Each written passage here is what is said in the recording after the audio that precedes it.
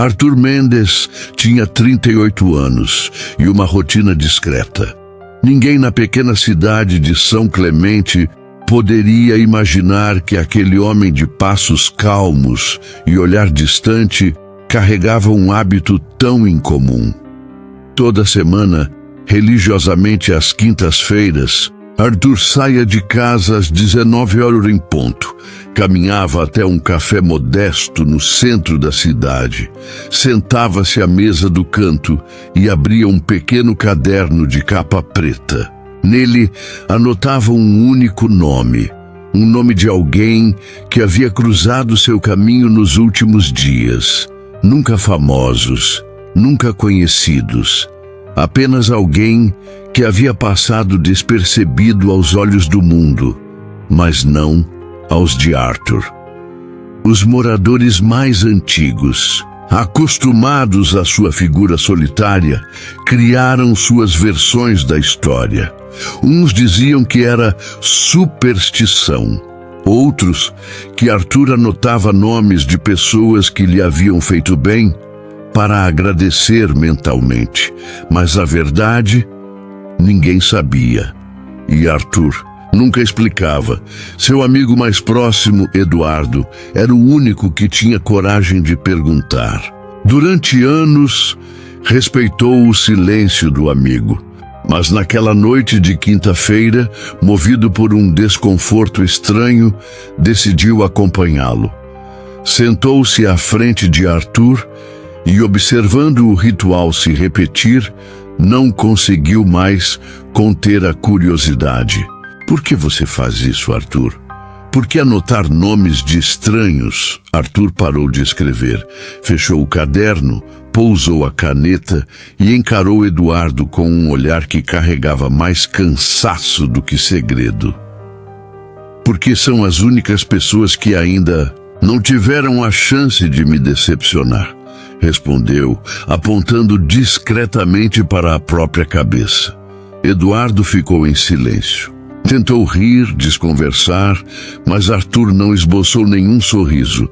Era sério, aquilo era real. Nos dias seguintes, Eduardo não conseguiu tirar a frase da cabeça. Por que alguém faria isso? Qual o propósito de anotar nomes de completos desconhecidos? Era apenas um mecanismo de defesa mental? Ou havia algo mais sombrio e profundo ali? Determinou-se a descobrir. Começou a seguir Arthur discretamente, observando quem eram essas pessoas que ele anotava. Percebeu que Arthur as escolhia de forma aleatória.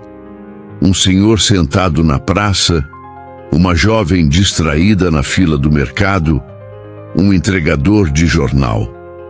Nomes comuns, rostos esquecíveis. O padrão, porém, estava na ausência de ligação. Eram pessoas que, de fato, não tinham nenhuma conexão com Arthur, e isso tornava tudo mais estranho. Uma noite, Eduardo decidiu ir além. Entrou na casa de Arthur, enquanto ele estava no café. Procurou pelo caderno preto. Encontrou-o na gaveta da sala, junto a dezenas de outros cadernos idênticos, todos organizados por ano. Abriu o mais antigo. O primeiro nome anotado era Rafael Torres. Em seguida, Letícia Prado, Carlos Neves. Folheou as páginas. Cada nome tinha uma data. Nada além disso. Eduardo notou algo ainda mais perturbador. Nunca havia repetições. Nenhum nome se repetia, nenhuma letra borrada, nenhuma explicação. Tomado por um misto de fascínio e inquietação, decidiu confrontar Arthur na noite seguinte. Eu vi seus cadernos, Arthur. Eu vi tudo. Mas eu preciso entender, isso é algum tipo de superstição? Você acredita que anotar impede algo ruim de acontecer? Arthur permaneceu em silêncio por longos segundos, então suspirou. Não é superstição, é sobrevivência. Eduardo franziu a testa. Como assim? Arthur então contou pela primeira vez a verdadeira origem daquele hábito. Quando tinha 17 anos, sofreu uma grande traição de alguém que considerava irmão. Alguém próximo que destruiu sua confiança, sua família e sua paz. Desde então, Arthur decidiu nunca mais se apegar a ninguém. Percebeu que a mente humana é traiçoeira, que quanto mais alguém importa, maior o poder que essa pessoa tem de feri-lo. Então, para se proteger, criou um exercício mental: anotar nomes de pessoas insignificantes, gente que não tinha tempo de feri-lo, nem oportunidade de criar laços. Quando anoto, eu dou a essas pessoas um lugar na minha memória, mas não no meu coração. É minha forma de lembrar quem não teve chance de me machucar, explicou Arthur. Eduardo permaneceu sem palavras. Parte de si achava aquilo doentio. Outra parte, porém, compreendia o mecanismo de defesa. Afinal, quem nunca quis apagar certas pessoas da própria vida? Quem nunca quis substituir lembranças ruins por nomes que não carregam dor? A conversa se estendeu madrugada adentro. Arthur confidenciou detalhes de sua juventude, das decepções, das perdas e de como aquele hábito, que começou como uma forma de manter a sanidade, virou rotina, depois vício e, por fim, necessidade. Eduardo percebeu que Arthur não era louco. Era apenas alguém tentando sobreviver aos próprios fantasmas. E, de certa forma, aquilo fazia sentido. Porque nomes desconhecidos não traem, não mentem, não decepcionam. No fim daquela noite, Eduardo pediu para ver o nome que Arthur havia escrito naquela quinta-feira. Arthur mostrou. Estava lá, Eduardo Lima. Por um instante o tempo pareceu parar. Eduardo sentiu um frio no estômago. Por quê? Tentou perguntar. Arthur sorriu. O único sorriso sincero que dera em anos. Porque hoje você se tornou importante demais, amigo. E cedo ou tarde todo mundo decepciona. Eduardo compreendeu o aviso. Nunca mais voltou a perguntar sobre os cadernos. Nunca mais questionou Arthur. E no fundo soube que era melhor assim. Porque a pior dor não vem de estranhos, mas de quem já teve um lugar na sua mente. A partir daquele dia, Eduardo também passou a carregar um pequeno caderno no bolso, sem explicações, sem promessas, apenas nomes. A história de Arthur Mendes e Eduardo Lima, mais do que um suspense psicológico sobre isolamento emocional, carrega lições profundas sobre a fragilidade das conexões humanas e a forma como lidamos com a decepção, o medo e a solidão. Por trás dos cadernos, dos nomes anotados e do silêncio que paira nas entrelinhas, existe uma reflexão poderosa sobre a mente humana e seus mecanismos de defesa. A primeira grande lição que essa narrativa nos deixa é sobre o peso das expectativas. A dor mais intensa não nasce de atitudes de estranhos, mas daqueles que, de alguma forma, conquistaram espaço dentro de nós. As decepções mais profundas vêm daqueles que depositamos confiança, afeto e lealdade. Arthur entendeu isso cedo, demais, e seu mecanismo de defesa foi radical. Afastar-se emocionalmente antes que as pessoas tivessem a chance de machucá-lo. Ele criou uma barreira silenciosa, escolhendo nomes aleatórios, insignificantes, para ocupar o espaço que poderia. Um dia, ser de alguém importante, Essa lição nos leva a refletir sobre o quanto nossas expectativas podem ser venenosas. Quando esperamos demais de alguém, corremos o risco de colocar essa pessoa em um pedestal mental, criando uma imagem irreal. E quando a realidade não corresponde a essa idealização, a frustração vem carregada de mágoa. Talvez o segredo esteja em aceitar as pessoas como elas são, com seus defeitos, limitações e virtudes, sem exigir perfeição ou lealdade absoluta. A segunda lição é sobre a armadilha do isolamento emocional. Arthur acreditava que, ao se afastar emocionalmente, estaria se protegendo. No entanto, sua solidão se transformou em prisão. Ele criou um mundo interno onde a desconfiança era regra e a conexão humana exceção. E isso não o livrou da dor, apenas a adiou e a moldou de uma forma silenciosa e corrosiva. Quantas vezes, diante de uma decepção, optamos por nos fechar, por parar de confiar, de criar vínculos, de acreditar nas pessoas? É um instinto natural de autopreservação, mas que cobra um preço alto. O ser humano é social por natureza. Isolar-se emocionalmente é como amputar um pedaço da própria alma para evitar que alguém a fira. E no fim, o vazio se torna mais doloroso do que qualquer traição. A terceira lição que podemos extrair dessa história está no personagem de Eduardo.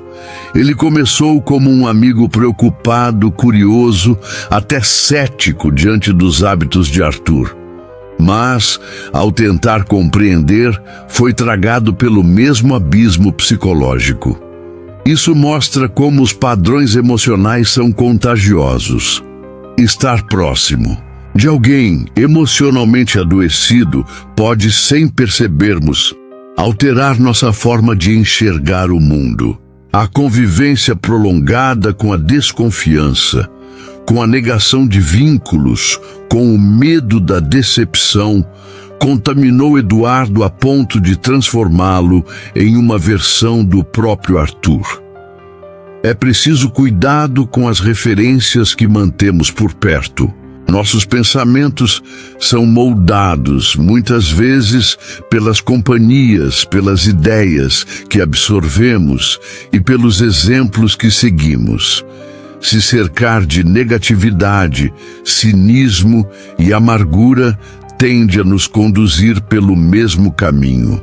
Por isso, escolher bem as vozes que permitimos ecoar na nossa mente é um ato de sobrevivência emocional. A quarta lição, talvez a mais importante, é sobre a ilusão do controle emocional absoluto. Arthur acreditava que, ao anotar nomes de desconhecidos, conseguiria controlar suas emoções e impedir que alguém o ferisse. Mas o ser humano não é uma máquina. Não é possível impedir que alguém nos toque, nos marque ou nos desaponte. Tentar controlar todas as variáveis da vida afetiva e emocional é uma batalha fadada ao fracasso. A verdadeira força não está em evitar o contato, mas em saber lidar com as consequências dele. Relacionar-se é, inevitavelmente, se expor. É permitir que o outro tenha, ainda que minimamente, o poder de nos atingir. Mas é também onde reside a essência da humanidade. Fugir disso é tentar negar a própria natureza. Outra reflexão importante surge no desfecho, quando Eduardo anota o nome de Arthur e, em seguida, o próprio nome.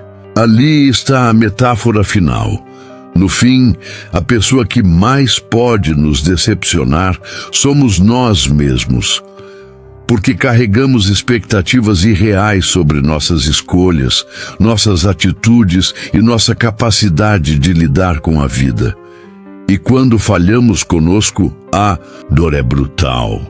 Talvez por isso o ciclo de Arthur e Eduardo não tenha fim, porque ambos perceberam que, por mais que tentassem evitar, o único nome impossível de eliminar da lista é o próprio. Essa história serve como um lembrete de que precisamos encontrar equilíbrio entre confiar e proteger-se, entre permitir-se sentir e manter a prudência. Nem tudo que dói deve ser evitado, e nem toda decepção significa fracasso. São as cicatrizes emocionais que moldam o caráter, que ensinam resiliência e que, em algum momento, nos permitem diferenciar quem vale a pena e quem não. Viver tentando evitar a dor é desperdiçar a chance de experimentar a profundidade das relações humanas.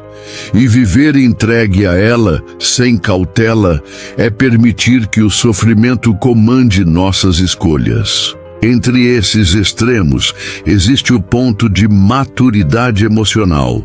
Saber que a decepção faz parte do pacote da convivência, mas que isso não precisa nos impedir de construir laços verdadeiros.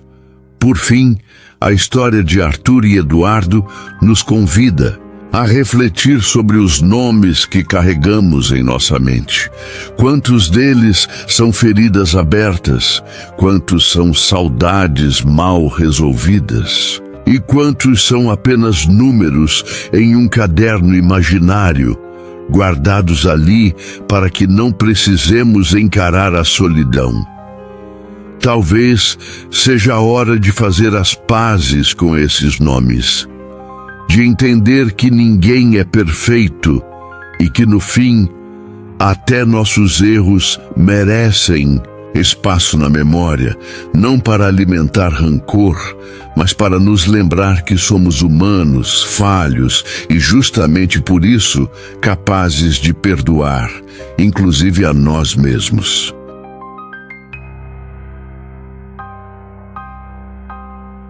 Eu sou Teron Cade, do canal Traje Interno. Até a próxima reflexão, onde a verdade não se veste com máscaras.